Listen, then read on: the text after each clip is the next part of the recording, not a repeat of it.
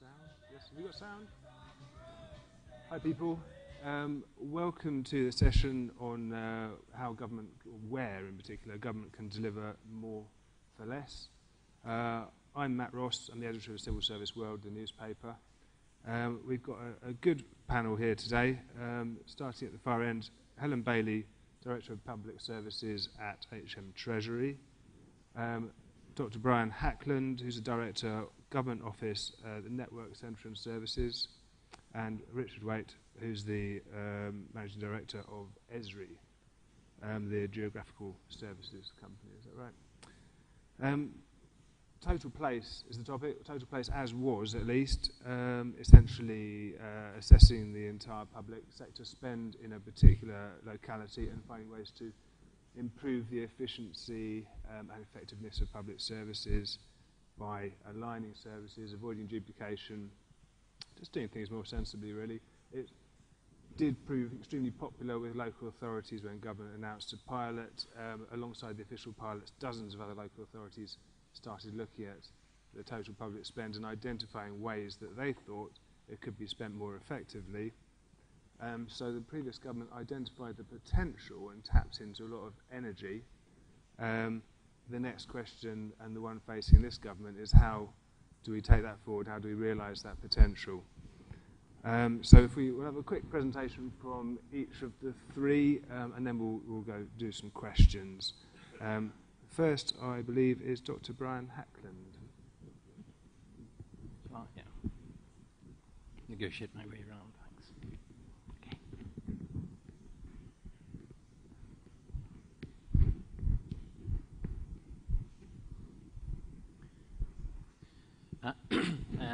Afternoon, everyone. I think this is one of the trial by a glass of water. Where do you put it when you have a sloping lectern? So forgive me if you can't hear me, or you can hear me. You know, the wonders of modern technology. Even if I reach over there for my water, you can hear me. Last time I was in this lectern, which was Civil Service Live last year, there's a very extinguished is the wrong word, isn't it? Distinguished panel, including Gus O'Donnell. I think some of us civil servants are for extinguishment, but not Sir Gus, I think, just yet. And I was in the audience asking the difficult questions. So my first contribution today is to ask you all to be kinder than I was when I was last in this auditorium. So doing the right thing and doing the right thing right is designed to be ever so slightly provocative start.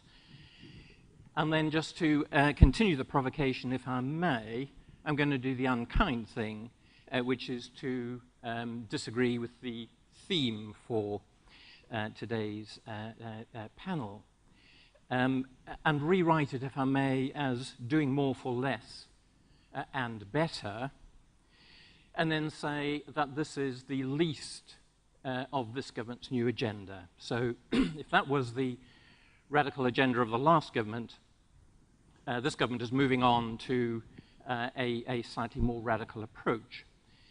It's 2 months after the election only, exactly today, and the radical approach is about, I would contend, remaking the constitution of this country. Total place seemed innovative. Under the old government, it was the exciting new approach. I would say that under this government, it's become simply the starting point for innovation rather than the object of innovation. And the real radicalism will be around big society. It's conceptualized as a hugely radical shift. Whether or not it is in actuality that will be up to you and me in our communities and in our neighborhoods, you and me in our professional organizations and communities across the country, as well as to us in our professional capacity as civil servants. I'll come back to that. The radicals in the government are sweeping away the mechanisms which sustained the old ways of working, which sustained a hyper-centralized Whitehall, which sustained the capacity for Whitehall to impose its will on localities. That's all being swept away. It's called the regional layer that's being swept away, and which sustained the dependency culture, which existed not everywhere, but quite frequently amongst some local authorities. So we're moving, I would argue, from an era when local authorities danced, however reluctantly, to the tune of Whitehall, to an area where municipalities will be answering to the demands of their local communities. That's the radical agenda that is big society. The fiscal deficit, which we're all grappling with, and some of us may well feel very directly and personally, provides the opportunity and the narrative to drive the fundamental reform of how we do government. So that's my fairly simple, not very radical agenda today. We have two party leaders in government, under the new government. We also have Ian Watmore, who's come back, having shed the FA at a time perhaps slightly carelessly when the public sector is about to shrink, but nonetheless bravely has shed his job at the FA and come back in to oversee this agenda. There's the narrative, if you like. There's the cover. Underneath that is a far more radical agenda.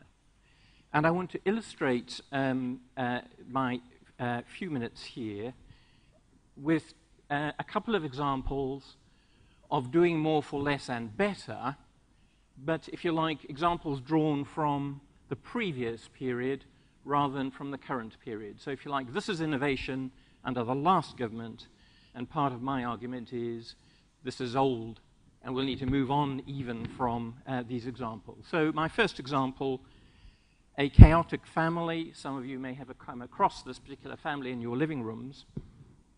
And an innovation in Westminster, which is about what Westminster has done is it's identified, looking at disadvantaged children, that actually the source of disadvantage lies very often with the whole family and the whole experience of the child rather than anything in particular. So they've chosen to wrap around the family the services and the approach to delivery of local services. They identified that childhood disadvantage flowed in a very big sense in chaotic families from things like parental drug use, alcohol misuse, domestic violence, and parental convictions. And in each case, if that marked the family and the parents, there's a very high chance it would mark the life experience of the children of that family. So complex family needs impact on the experience and the life chances of children. So what they did is used a single integrated approach, as it says there. They found that rather than around $250,000 cost overall to the taxpayer over time, their intervention, they could intervene with these families for a cost of $15,000 to $20,000, wrapping around the families. And the kind of results they're starting to measure now, measuring what is measurable, is 32% of household arrears are either recovered or in recovery, 39% reduction in antisocial behavior, a 50% improvement in school attendance by the children. So that's wrapping services around people. Lancashire County Council has used what it does anyway to start the process of transformation of the life chances of young people in Lancashire. So a population of 1.1 million, the County Council employs 40,000 people, which is quite a high proportion relative to the population. They were identifying as the key challenges in Lancashire unemployment and a skills deficit, particularly in young people. So they developed a pre-apprenticeship scheme aimed specifically at young people not in employment, education, or training, NEETs in our parlance, and particularly also at looked after children, children in care in old parlance, called Future Horizons, working with Job Centre Plus. What they found is that by pre-apprentice training and then apprenticing some of these most disadvantaged young people, they saved £1.2 million on training 300 apprentices.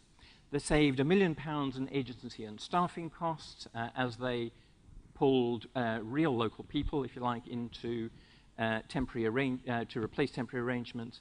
And they took 88 young people off long-term benefits in a very direct sense. So the second example is a local authority choosing how it operated its own affairs in a way that would impact on the immediate challenges of its community. I wanted to move on to something which comes slightly closer to us, because we too are very much under obligation, it seems to me, to look for the opportunities in the new agenda and the radical new approaches this government is bringing in. So 75% of us, of civil servants, are outside London. That means outside Whitehall. You can see it's a slightly old-fashioned and unpopular parlance now, the concept of regions. But if we take the concept of regions, you can see the numbers of civil servants in every region. Critically, you can also see the numbers of institutions and buildings out of which we operate. So we are scattered, fractured, but numerous, is the message of this slide. And you'll see that London down the bottom, 84,000 out of 420 odd thousand. If I get to my point then, calling in aid a man who's definitely keeping his job, as far as we can tell, and who was on this platform last time I was in this room. The Civil Service in the English Regions Programme is a non-ministerial initiative of the Cabinet Secretary. It's an initiative for us as civil servants, and it's designed in his parlance. So this is what the challenge he's made to this programme, to provide and ensure better services to the public, better value for money, both of them obviously very much on the button for the current position, and better opportunities for all of us as civil servants. It has two particular elements that I wanted to highlight today. On the 1st of July this year, so last week, there was an England-wide launch of a vacancies offer, which means every single civil servant, and bear in mind how fractured we are, how divided we are out there in the regions. Every single civil servant can now apply for every advertised civil service vacancy, irrespective of the institution advertising it. So that's a big opportunity. It offers better value for money for the civil service, but it also offers all of us a better opportunity.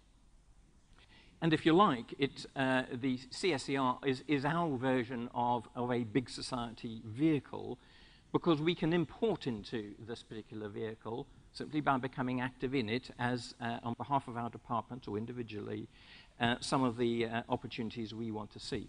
The second bit I just want to highlight very quickly before I move into my wrap-up is the estates program. So 130 billion for the total government estate, 140 for the local government estate. There's an enormous opportunity here to consolidate, to rationalize, to bring together the estate that costs the government a fortune, but at the same time to bring us together and rationalize, co-locate us so that we can work with each other, achieve synergies, and basically be less isolated. The next stage after this, and this takes us straight into a total place type approach, is then to look for the opportunities to bring the civil estate, the government estate, together with the local government estate into single service shops for users, and also into more efficient office accommodation for us. So if I move into my final photo of a man, my apologies that the only slide with women on was the Simpsons. It seems our leadership cohort is somewhat male under this government. Francis Maude has been making announcements today. As civil servants, you'll have been tapping in, reading the FT, and so on. I just wanted to give you my thoughts about us and the radical new approach and its implications for us. Our new role as civil servants, in my view, if you take the approach of the government and apply it into us, is we will need to stand back rather than step forward as we do government. Our role will be removing obstacles rather than being the obstacle that local authority has often felt that Whitehall was, less so civil servants outside Whitehall. Our role will be as guardians of fiscal prudence going forward, but combined with maximizing local empowerment of those who will be the doers, and we will increasingly need to step back and not be the doers. We are facing a tough offer as civil servants for the future. There will be fewer of us. We will be exercising less power and certainly exercising it less directly, and we will be operating under greater scrutiny. That's part of the implications for us of the fundamental change in how we do government that this government is driving through. So my third example, then, CSER and ourselves, is definitely about getting more for less. There are going to be fewer of us. We're going to be potentially rewarded less generously. But it also is designed to make us better, to make government better. So let's hold on to the one great motivator and consolation we all have as civil servants. We will continue to be at the table as the Constitution is remade, even if the table is smaller and there are fewer of us around it. Thank you.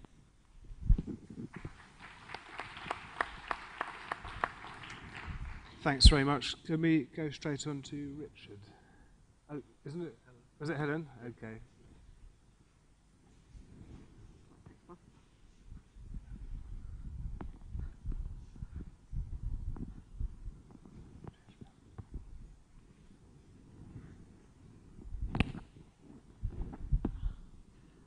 Good afternoon, everybody, and thank you for inviting me along. I think I'm here to partly challenge Brian's proposition that this is the end of Total Place, but to agree with his idea that we need to take it a little further.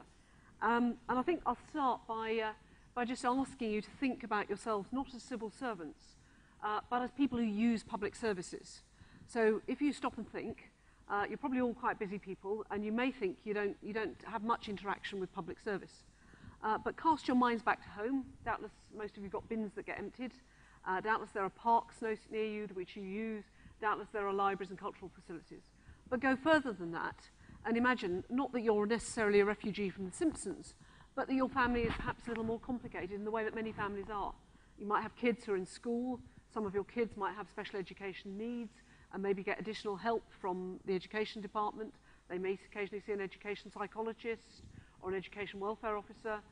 You might, and I hope this isn't true of any of you, but you might have somebody in the family who's got a problem with drugs, who's getting involved with the youth offending team, who is also needing support and maybe getting engaged with the police services. You might have a granny, as I do, who's in need of, or as I used to, I'm afraid she's sadly gone, but who's getting a lot of help from social services, from the health service. And if you start imagining you're a family with all of those kinds of needs and uses, you suddenly realise there's a heck of a lot of public money going into those kinds of families, absolutely as per Brian's kind of illustration about The Simpsons. And it costs us a heck of a lot of money, and mostly we don't join it all up. Suffolk, who was one of the places that got involved in Total Place, told the story about a family that had 700 visits from public services in 18 months. Now, given that most of us work Monday to Friday, 700 visits, it won't take you long to work out, it's 2 or 3 a day on the average working day. You kind of need a diary, and you certainly wouldn't be able to go to work to put up with that amount of kind of public kind of intrusion into your life.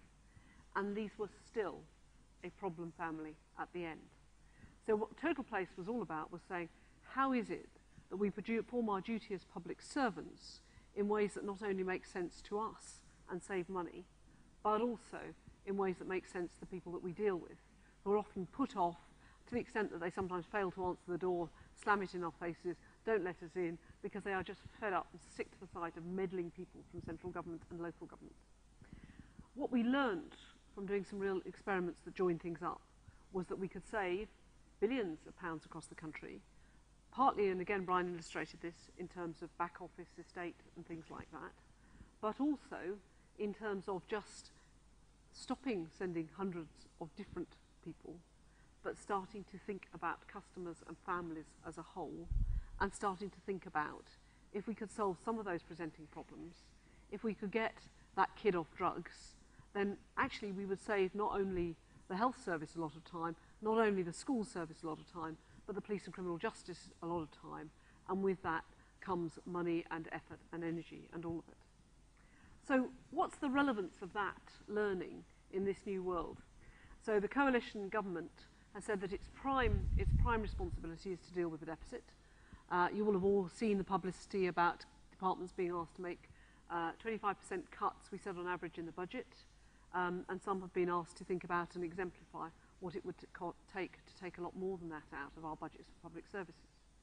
So we're not going to be able to swamp people with the kinds of services that we've had, and we're talking about the language of society taking over and get engaged.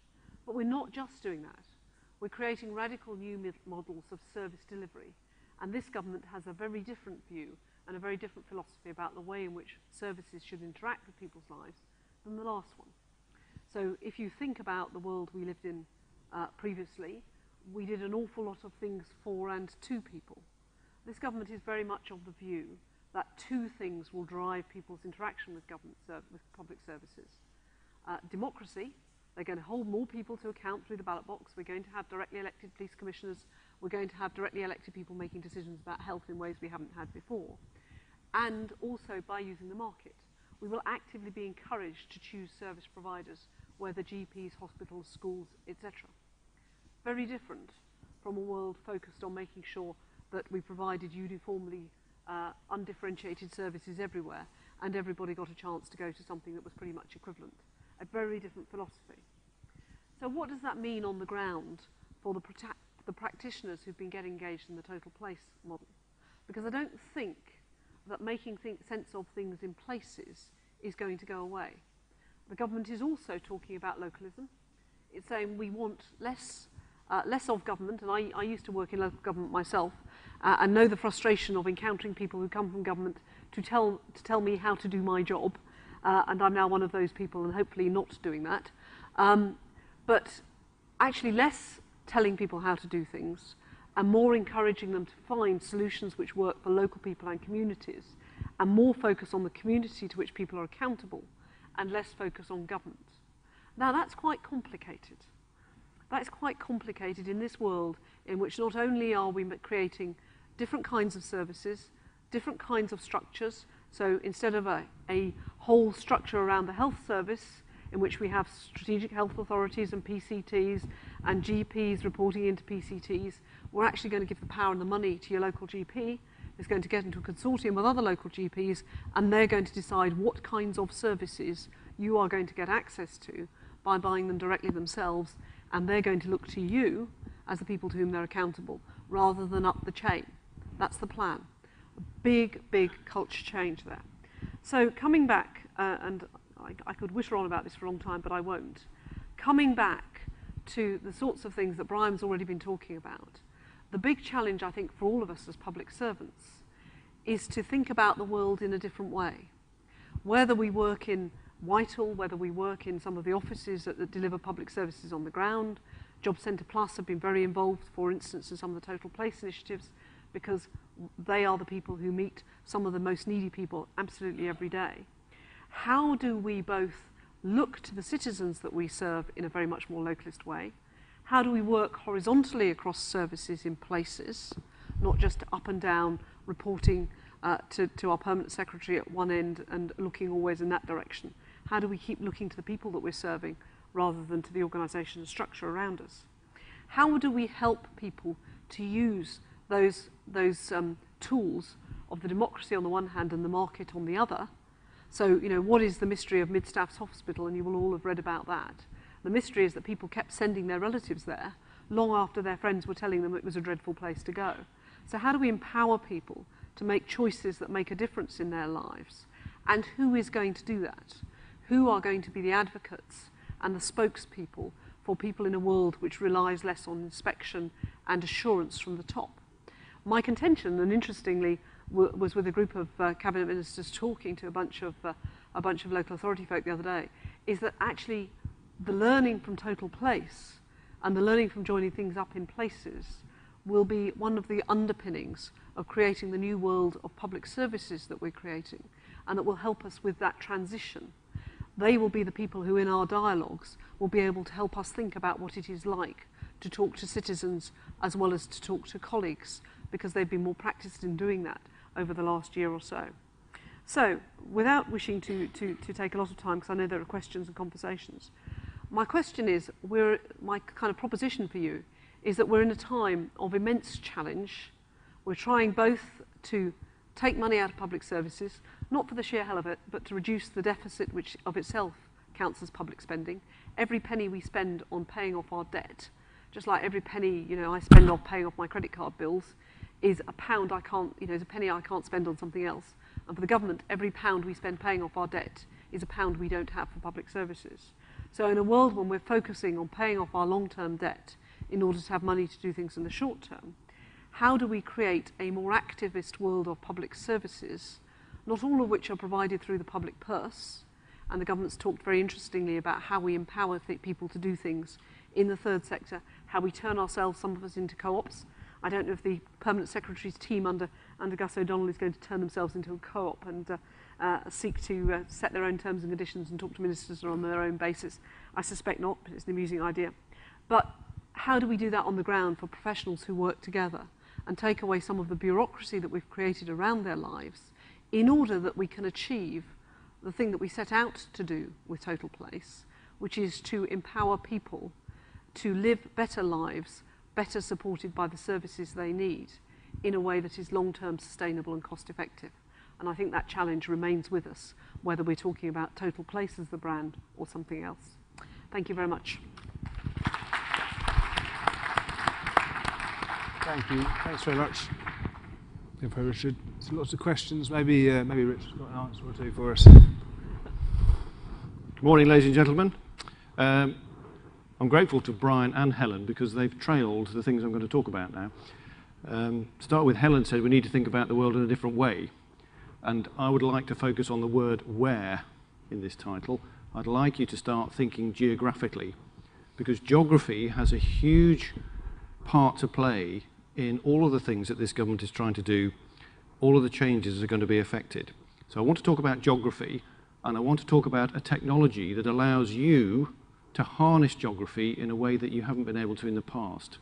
That technology is GIS, Geographic Information Systems, and that's what I'm going to demonstrate to you today. I'm just going to go through a whole series of examples to show you how it's being used in the public sector now and the difference it can make. But first, I need to explain how GIS works. We take the real world and we encapsulate that within a computer system. We start with a base map, normally the Ordnance Survey base map, and then we build layers of data above that base. Now those data layers can be the sort of things you might normally associate with geography, but they can be any data sets that can be geographically referenced. Social demographics, the demand for services. Brian talked about where central government offices are and where local government offices are. All that information can be geographically referenced and held as layers within the GIS. You can then drill down through those layers, creating analyses which give you new insights into the issues that you're trying to address, but always using geography as the thing that links together all of these different data sets. So in 30 seconds, that is how GIS works. Why is it relevant to what we're talking about today? Well, first of all, it can be used to drive efficiency improvement. The analysis that you get from a GIS is different to anything else. If you imagine spreadsheets and tables of data, you can only get so much information from that. When you see it represented visually, but more importantly, when you analyze it spatially, you get new insights which can give a better analysis and improved decision making. It can also be used to change processes, and I'll show you an example of that within the police in a moment. It can facilitate information sharing, both within departments and across departments and across agencies. We live in a world where too many of our public services operate in silos. This is one of the ways to share information, to share insights, to try and break down those silos. And thirdly, we can provide transparency to the citizen by giving them access to all this information analysis through web-based mapping. Mapping is very intuitive. People like it, people can interact with it, and they can understand it. So 3 things that GIS can do to help. So I'm just going to take you through a number of examples. First of all, in terms of efficiency improvement. This is a real example from the NHS, the Strategic Health Asset Planning and Evaluation project. On the left there, we have 4 data sets, all geographically referenced. We know where elderly people live, we know where households without cars are, we know where they are. We bring those 4 data sets together and produce what we call a heat map. So this isn't just a contour map that you might see if you're looking at an Ordnance Survey map. This is showing real information. The darker the colour, the higher the density of these 4 sets of data. That's where the demand is for these particular patients. You then overlay, as we've got here, where the existing facilities are, and you immediately ask the question, are they in the right place? And what you immediately see is some of them aren't. Where should we put those new facilities? So it gives you an immediate insight that you can't get in any other way. A different example, routing of school buses. East Riding, they've only looked at 2 schools, but their estimate is they're going to save themselves £300,000 a year by rerouting using GIS. Not only does it save money, it reduces the environmental impact. A third example, the police. This is about process change. The police need information on where crimes have occurred. They need to know what happened yesterday. They need to know what happened last week. That information is available, but it's within spreadsheets and tables. All that information can be put into the GIS. A map can be given to every officer on the beat showing what happened and where it happened, and in this case, when it happened, so that they can do their jobs more effectively. This is not about cutting costs. This is about more effective process. In terms of collaboration, this is an example from Total Place, from Birmingham, where we have multiple agencies dealing with a single issue, drug misuse.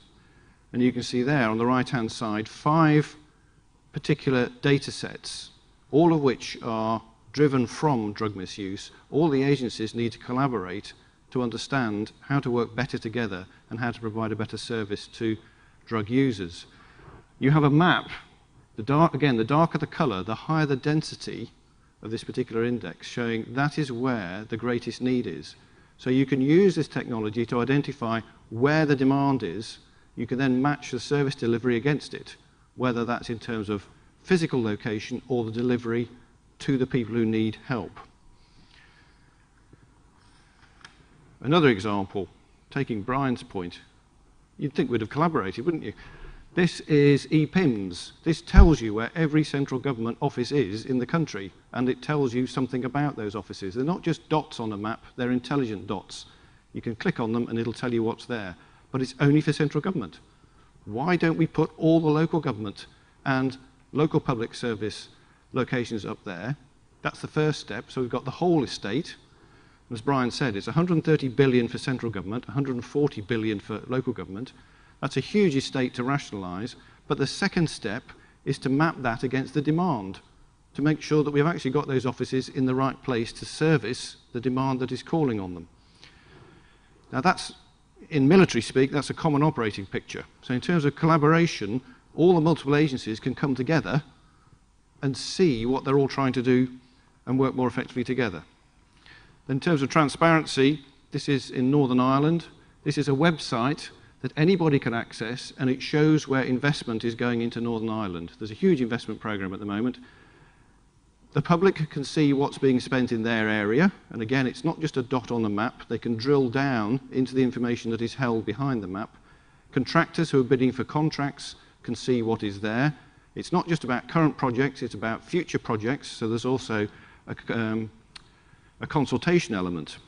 So you can actually put information up in a way that the public can easily digest it. This is a slightly different example. This is the Crown Estate. They manage the marine environment around the UK. They've taken 450 different data sets, all of which are important within the marine environment, and built models that allow contractors to analyse that data to understand where they can, for example, build wind farms. So you may remember there was a big tendering exercise recently letting or leasing big areas of the seabed for people to build wind farms. You need to know about tides, winds, nature of the seabed, connectivity to the national grid. A whole series of data has to be brought together to identify the optimal sites. This website allows contractors to access that data and provide realistic and sensible solutions to government. So, GIS does 3 things for public sector. It could drive efficiency improvement, it can certainly deliver collaboration, and it can help transparency. The good news is you've already got it. You just don't realise. It's not me standing here saying, come and buy my software. I don't need you to do that. You've already got it. All ministerial departments have our software. 2/3 of the local authorities have our software, and the other third have other GIS vendors' software. It's a well-kept secret because it's being used tactically and operationally, and we need to bring it up to a strategic level in order to achieve those three initial benefits. So that's the challenge. How do we get attention focused on geography as a way of informing decision making? But we believe, certainly, that if you embrace GIS and understand it and start to think spatially, you start to think geographically, you could make a big difference. Chair.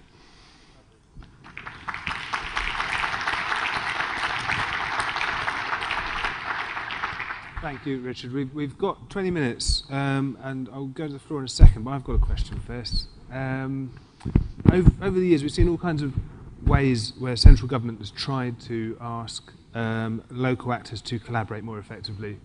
There was floor targets, there was local strategic partnerships, there was cross-departmental public service agreements. They never persisted with any of them for enormous length of time, but really they were all trying to achieve the same thing. They were trying to do it, of course, from the top. They had limited success, and certainly where I saw local strategic partnerships working most effectively to bring together local service providers tended to be where you had either people willing to cede power to something which had a bit of executive power, or you had an inspirational local leader who pushed things forward. Here, if government just reduces some of the restrictions and rules that restrict people's freedom of movement at a local level, will 1,000 flowers bloom? Is it all going to happen just by people talking to another, or actually do we need at a local level some form of structure or an executive or somebody with some power to actually push things forward, bring people together? Helen, have you got any thoughts? Well, I agree with your analysis about local strategic partnerships. When I worked in local government, I used to put a huge amount of my time and energy into building the relationships necessary to make sure that we did stuff together. But we didn't do that just because government told us to. We did it because it made sense. So in a small borough like the one I used to work in, where we had 2 universities, 2 prisons, about 3 hospitals, 700 police officers, you're all serving the same people, and unless you talk to each other, you have no idea about how to do that best advantage. I think one of the things that has been both, nothing is wholly bad or wholly good. So one of the things that's both been really good and really corrosive about the last few years is that we've tried to prescribe how people work together very tightly. And whilst all of us, certainly in my old world, knew that we had to work together, we got very fed up with the person who turned up with a tick box and checked whether or not the right things had been on the agenda and whether or not we'd had those kinds of conversations.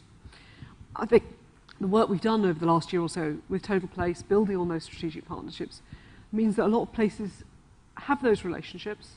They know they've got to carry on using them. They know that in this time of change, they can either kind of crawl into their own sort of hidey holes and not talk to each other, in which case they'll never be able to do any of the things they want to do for their population because they simply won't have the money to do it. Or they can collaborate and work together and make what they've got to go a lot further. And I think we do have some tools because the government is keen to positively encourage all of us to get involved where we live and where we work, the big society stuff. It's keen that there should be mayors in big cities taking responsibility. It's keen that there should be elected officials out there. So we will actually be positively encouraged to hold people to account, not just for delivering their services, but working together to do it. So I think, the point about localism is it won't work the same everywhere and it won't be good everywhere, but I think a lot of very interesting things will happen. Thank you. Brian? Thanks, Chair. I'm with Helen, really, and just to extend your metaphor, if I may, of 1,000 flowers blooming, if you think of a typical, increasingly few of them, aren't there, wildflower meadow, you have diversity, you have kind of flowers everywhere, that's the point of it, but no bit of it is like any other bit of it. And I think the vision this government and the radicals in this government have is precisely that. It's that rather than uniformity and mandating from the centre that uniformity, this is a grand experiment in seeing what happens if you stop ploughing the field, stop weed killing anything that isn't the wheat, and see what emerges. And it has a lot of risk associated with it, but it also, perhaps touchingly, shows an enormous amount of faith in people determining ultimately what it is they want, what it is they care about, and doing it locally. So the orchids come up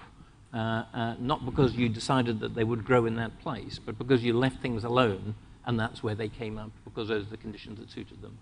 Thank you very much. That's an interesting answer. I'd quickly add that it's not my metaphor, of course, it's Mao Zedong who deserves the credit for that one. Richard? Just very quickly, I think Total Place was a revelation, and I would be hugely disappointed if it didn't continue and grow. It wasn't about putting different structures in place, it was about giving public servants freedom, but more importantly, encouraging them to work together. And as Helen said, there were no rules set, they could each do it the way that they did, but they identified huge savings potential, but on a bigger canvas, not looking at it local authority by local authority, bringing a number of authorities together with the other public services in that area. That's what really started to unlock savings, the economies of scale. So I think Total Place needs to be taken forward, whatever it's called, but the concept appears sound. It now needs to deliver. On the topic, I will get a second question, because whatever it's called, I mean, can we get any indication of actually where we're going? I've heard total society, blending it with the big society. I've heard whole place as a slightly different concept. Helen, any indication of where we're going with it now? As I said when I spoke, what I detect in our new suite of ministers is a huge enthusiasm for the principles which underlie it, for doing things locally in local places. A huge reluctance to name it and make it one thing, which is fine, because actually that's totally the spirit of it, isn't it? That once you give it a name and say there's a cookie cutter template here and you've got to do it like that, it's no longer either localist nor is it about place.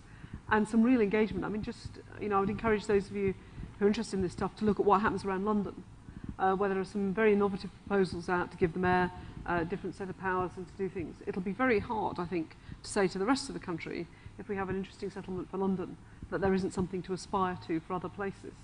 And I think, just keep watching the space. Interesting. And Brian, can I ask, what's the role of the regions in this? I think the role of the regions for this government is to be done away with or do away with themselves, in the sense that one of the things I tried to touch on in my opening remarks, Eric Pickles is one of the radicals, Secretary of State CLG, speaking in a political context to Conservative Party local authority leaders, talked about a revolution, talked about Che Guevara, and likened himself and them to Che Guevara, and ended the speech. And I wasn't there, so I didn't see whether he did the fist or not, but he ended it with "Vive la Révolution." That's what he's saying, and talking to local authority chief execs later, the leaders of those authorities went back to their chief execs and said, I've got it now, I know what it's about. It is about a fundamental revolution. But if you like, I don't know whether I depart from Helen or not on this. I think we're quite close, and Richard as well. But my sense is that there was a previous minister of a previous government, one David Miliband, who may or may not become leader of a party in opposition, who talked about this concept of double devolution. It was devolution to local authorities and from local authorities to local communities. The big difference, I think, between Total Place as was and the concept as it is now, Total Place was about Whitehall and local government joining up, or if you like, government-provided services being joined up with local authority-provided services. We're moving in the new dispensation into local authorities being as much as government is the servant of local communities. This is the point about 1,000 Flowers Blooming. It's that you're going to have provider-driven, you're going to have user-driven, and you're going to have community-driven priorities and services. That's the concept. The reality, we have yet to experience. The reality will test whether or not this government's new agenda is successful or not. Right. And one more specialist question. We've heard about changing whether services are led by government or by user or by local authority. Is there a lot of potential for using geographical information to make services more controllable by local people and more accessible and giving them more power? Absolutely. One of the key things I wanted to get across is the importance of matching the location of the demand with the supply of services. Too often, services are delivered from historic locations. We need to reassess where the demand is and then match them up. Having done that, you can put it on a website, on a map, and local people can see exactly what is going on. And our experience is it's hugely intuitive. People are very happy to click on a map with things like Google Earth and SatNav. They're now very used to looking at maps and navigating maps. It gets that information across to people very easily. You can make them interactive so they can make their comments against what they see as well as simply consuming the information. So the technology really does open it up to public and local involvement. Thanks very much. Right, I'm going to go to the floor now. I've had time. Somebody want to ask a question of our panel? This gentleman at the front here. We think we have a microphone. Just wait 1 second.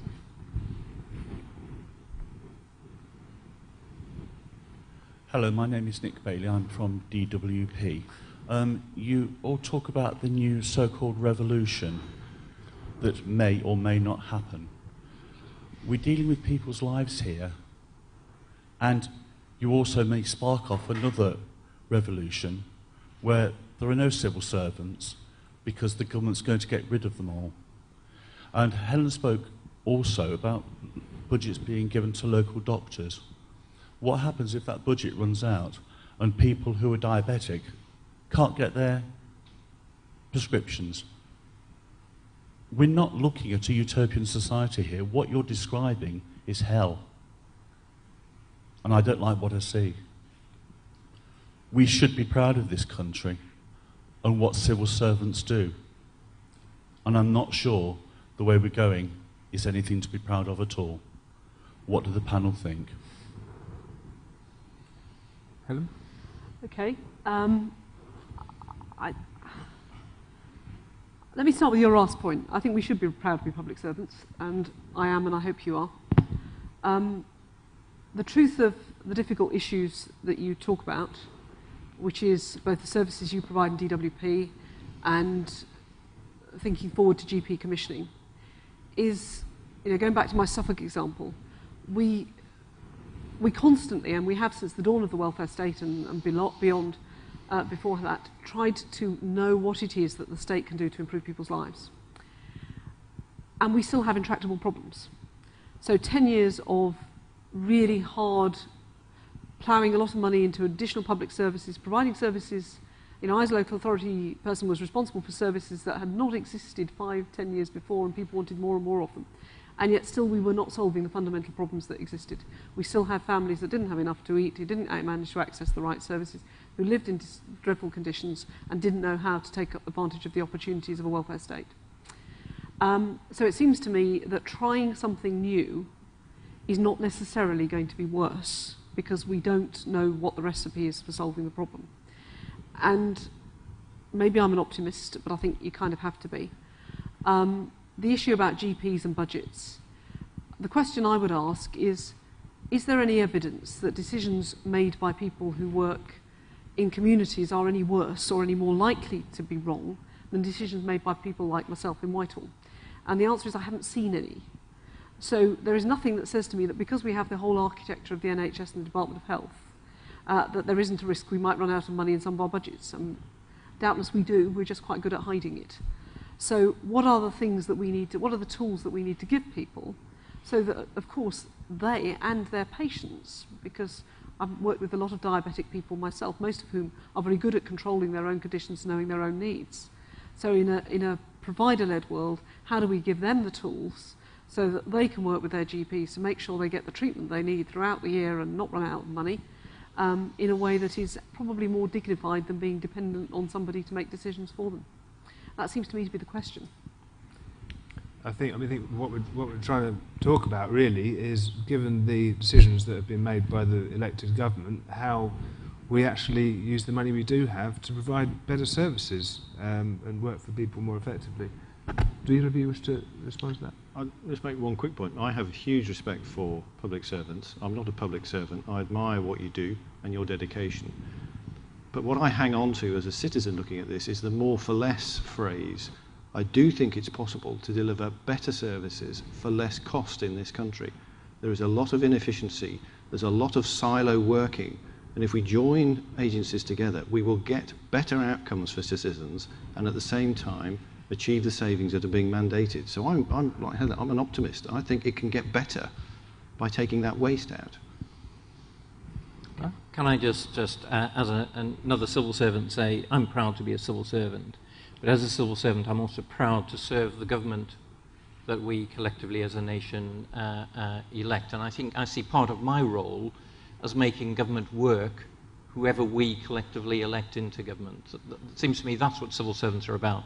I don't think we're all going to disappear, but I think the whole of the public sector is going to get smaller undoubtedly. Just moving on, if I may, to the vision, if you like, that underlies this. It's not working now because it's new. They've been in power, this government, for 2 months, and we're going through a process of very rapid and very significant, in my view, change. But the underlying belief, if you like, that sits underneath this is that the centrally driven provision of vanilla services is wasteful, is user unfriendly, and fundamentally doesn't address needs. So what they've done is they've flipped that on its head and said, let's get the users and the providers, and that worries me slightly more than the users, because kind of provider-driven services always worry me a little bit. But let's let the users, as far as possible, determine what the services are that they want, and let's wrap those services around them, i.e. you drive it from the user, not from the producer side. Now, I don't know whether it'll work any more than I suspect the ministers know it'll work, but what I can say is it's not an experiment unique to this country. And I think the politicians who are now the ministers in this government have been doing a lot of looking around the world, and their model, if you like, doesn't come completely spontaneously out of innovative thinking. They're modeling this very much on what they see and they think works elsewhere. Thank you. Further questions? We've got a lady down here. Yeah, down at the front, sorry.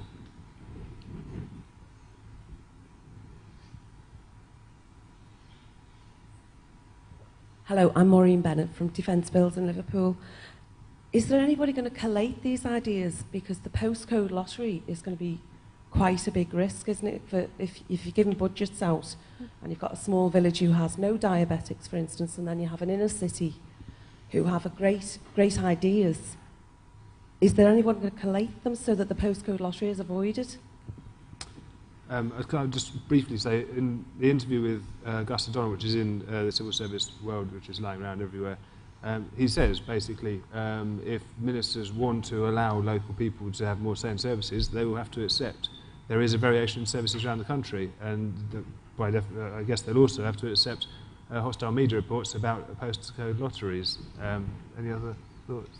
Well, the way to avoid the postcode lottery is to divide the budget up based on true geographical analysis. Identify where the need is and put the money where the need is. You get rid of it then. Makes sense. Can I add to that? As somebody who, in a previous incarnation, negotiated a contract with OS so that government got access to all their services on a single government contract, which led to then a bit of a revolution in the use of GIS and mapping services. I think it's hugely empowering, and one of the ways, if you like, postcode lotteries will become the norm, it seems to me. But the point about postcode lotteries, particularly if people can make their choices based on the kind of access to the kind of information Richard was showing us, is they can choose the things they need. So there's no point in having diabetic services in a place where there are very few, targeting a place where there are very few diabetic people. Diabetes is associated with poverty, with obesity, with smoking, and actually it's very, very concentrated. And the NHS, using Richard's kind of technologies, were able to say, we will go door to door the street, and that's the best way to identify people who don't know they're diabetic, but who can benefit from early treatment. So there are big advantages, if you like, to not taking a vanilla approach. But part of this, if you want to combine it with what this government wants, which is people and communities being in a position to make the choices about what services and what priorities there are. You need the kind of transparency in public service provision, but also the kind of transparency in need identification that the fantastic GIS technologies offer you. Thanks. Helen, if you keep it very brief, we'll get one more question in. Why don't you take one more question? I'll combine the two. Right, okay. This lady at the front here.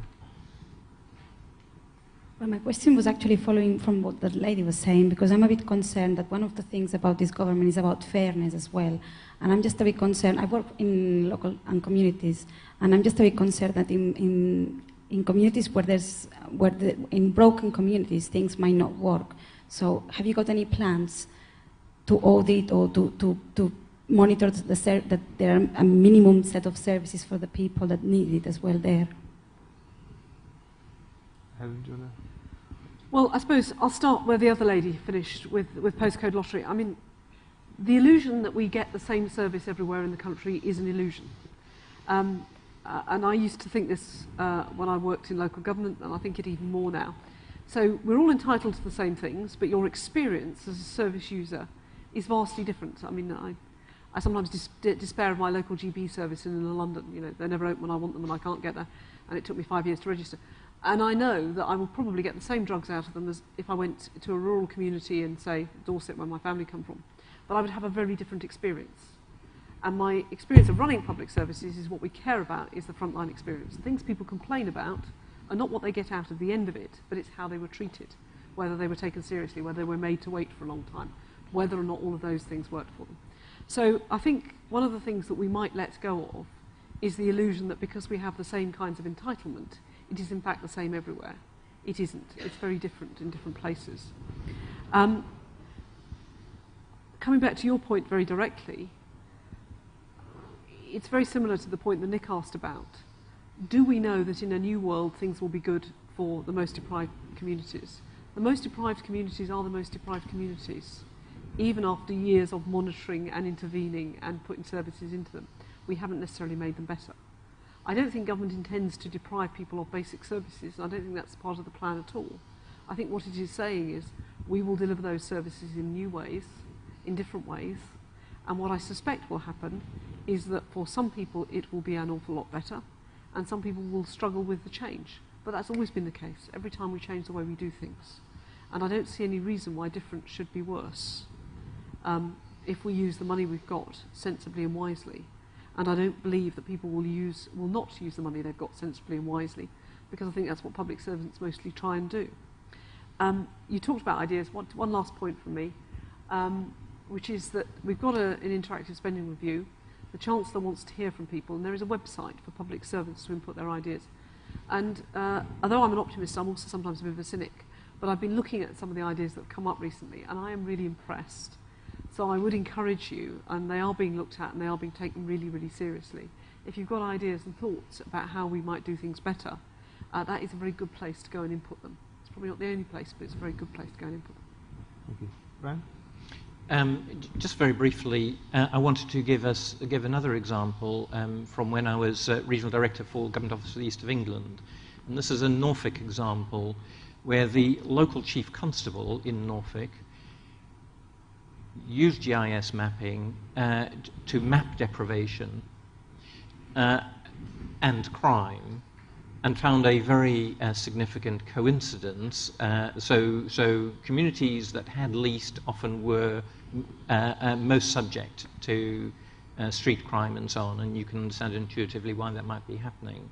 And his reaction then was to look for collaboration from all these service-providing institutions of the public sector to focus services on the communities where he had a problem, the biggest problem, which was crime, but where he recognized that the crime was rooted in deprivation in the community, and the community was the principal victim of crime. And the first stage was looking for collaboration. The second stage then was engaging with that community to deal with the multiplicity of needs and the negative experience. Now, that's a kind of a big example, of which the Westminster slide I used is a family-focused, sort of smaller example. The trigger, I think, for this government in doing that differently is the empowerment of the community. Now, I agree with you that communities that are most under stress often have least capacity, and seems to be one of the tests of the new model will be how we develop a system which builds the capacity for the communities with least capacity, to engage in and be party to dealing with the issues that reflect their geography and their experience. Thank you. Richard? I would only add, I agree. I think the most deprived parts of society are the biggest consumers from multiple agencies. If the one thing we can change is to get those multiple agencies working together, I think the outcome for the recipients of the services will increase, and at the same time we'll save money. So it's about getting better outcomes for those citizens by encouraging all of the service providers to work together. To do that, they need to share information, but also I think we need to have a cultural change so that we break down the barriers between the different agencies and different departments. If we can do that, we can actually deliver a better service for the least deprived in society. And I remain optimistic we can do that. Thanks very much indeed, and thank you to all of our panellists and to the audience. It's clear that we've got no early conclusions, but it is the beginning of the journey after all. We've sort of started to develop a map, and it looks like we're off on our way now. So thank you to all three people here.